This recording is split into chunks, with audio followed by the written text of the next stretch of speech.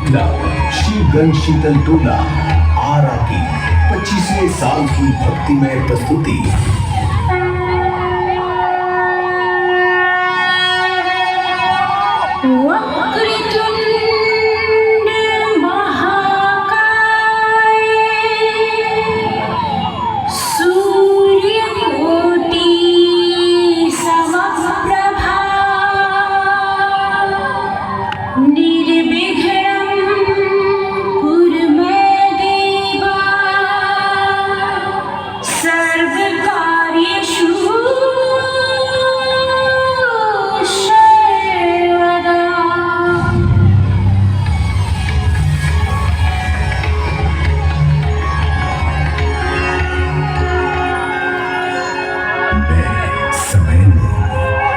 मेरा जन्म सृष्टि के निर्माण के साथ हुआ है।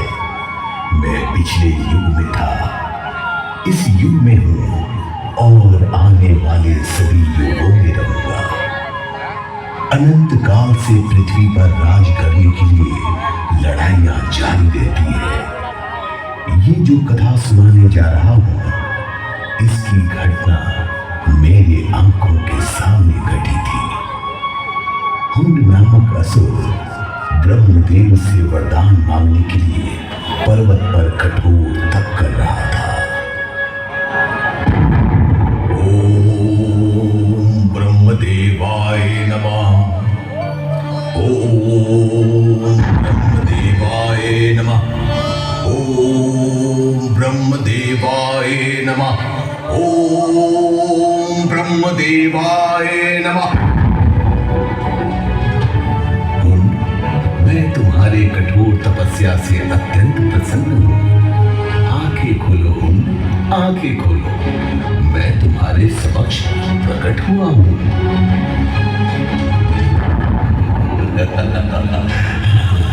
तो आप ही हैं ब्रह्मदेव। हाँ, मैं ही हूं ब्रह्मदेव। कितना कठोर हृदय है आपका, कितना कठोर हृदय। मैं इतना कष्ट उठाकर तपस्या करता रहा, तपस्या करते करते कितना समय बीत गया, ये आप जानते हैं ब्रह्मदेव। मैं नहीं जानता मुझे इतना कष्ट देकर आपको क्या मिला ब्रह्मदेव, आपको क्या मिला।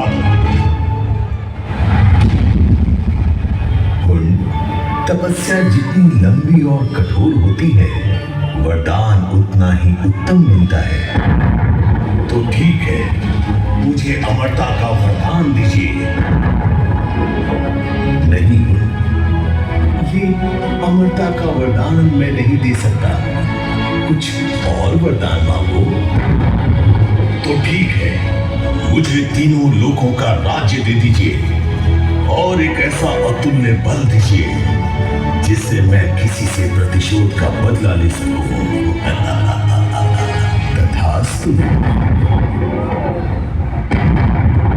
हुंडासुर वरदान पाकर तीनों लोकों पर घोर तबाही मचाने लगा।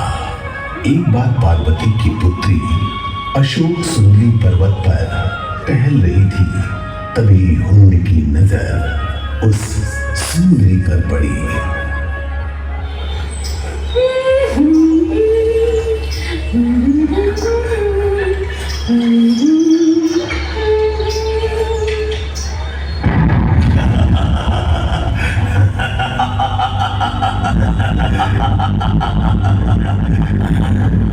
लगता है आसमान से उतरी हुई कोई अप्सरा है। इस पर्वत पर सुंदर रूप बनाकर क्यों घूम रही हो सुंदरी? थोड़ा मेरे पास आओ।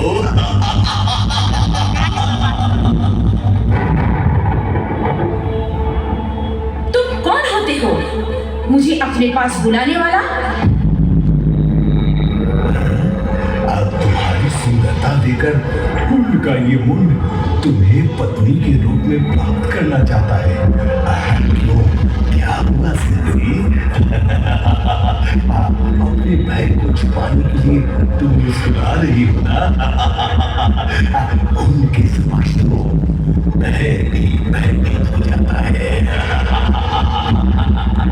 किंतु तुम्हारी मुस्कुराहट देखकर ऐसा लगता है कि तुम मुझे पति के रूप में स्वीकार कर ली हो।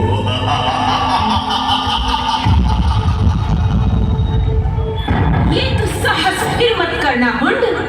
नारी अगर मुस्कुरा दे तो इसका अर्थ दुर्बलता नहीं, निर्भर और सबल होना है। ये नारी तुम्हें चेतावनी दे रही है, तुम कुछ भी कर लो पर तुम मुझे अपनी पत्नी नहीं बना सकते। नहीं, ऐसा नहीं हो सकता। जहां हुंड है वहां सब कुछ संभव है। आओ, जल्द मेरे पास आओ। अरे मूर्ख, मैं जगत जननी माँ पार्वती की पुत्री हूँ, जिनके उग्र रूप के हुंकार मात्र से बड़े बड़े असुरों का प्राण पखेरु उड़ जाते हैं। और मेरे पिता देवाधिदेव महादेव का कार्य ही है असुरों का संहार करना। उनकी पुत्री को भयभीत करना चाहते हो? संभल जाओ, नहीं तो भस्म हो जाओगे। पुत्री? पुत्री तुम किसी की भी हो, इस समय तुम मेरे वश में हो। मैं तुम्हें बलपूर्वक उठा ले जाऊंगा।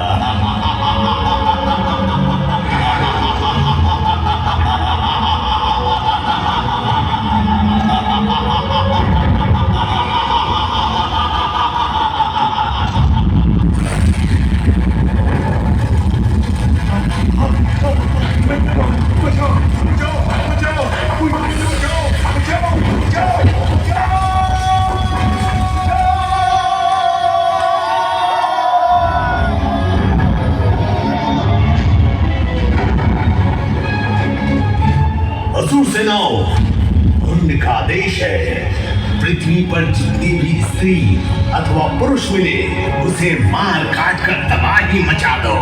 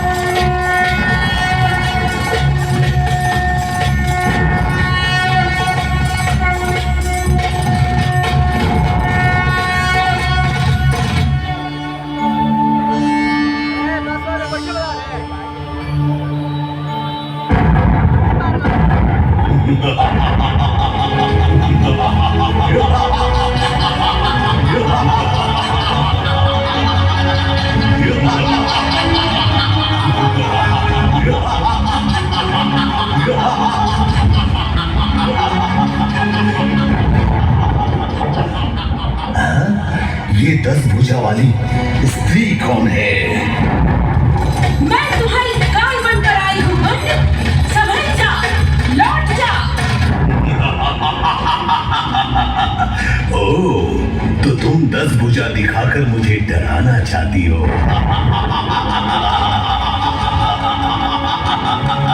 अरे तुम्हारी 10 भुजा हो अथवा 20 हो तो तुम अबला नारी। मैं डरने वाला नहीं। शायद तुम्हें ज्ञात नहीं, हुंड के भय से देवता मानव मृत्यु भी पलायन कर चुके हैं।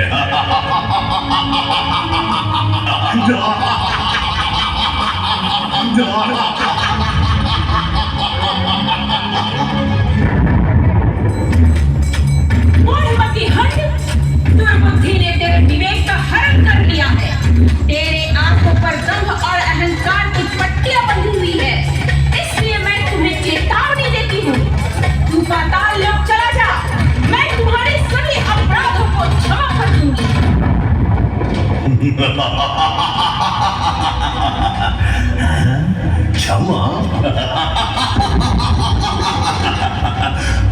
कौन होती हो मुझे क्षमा करने वाली?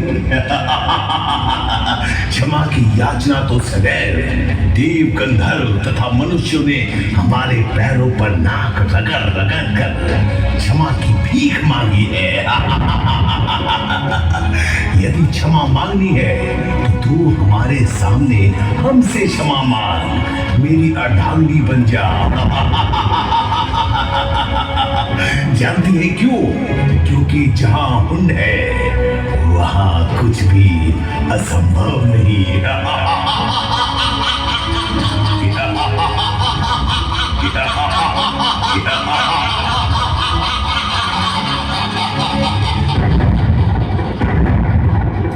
अरे दुष्ट, अपने भुजाओं पर गर्व और घमंड करता है। तुम्हारी छाती और मस्तक को खंड खंड कर दूंगी, ताकि भविष्य में कोई भी असुर किसी भी स्त्री को अपना समझने की भूल ना करे, और ना ही कोई आगे हुंड जैसा असुर पैदा हो। ले संभाल मेरा बात।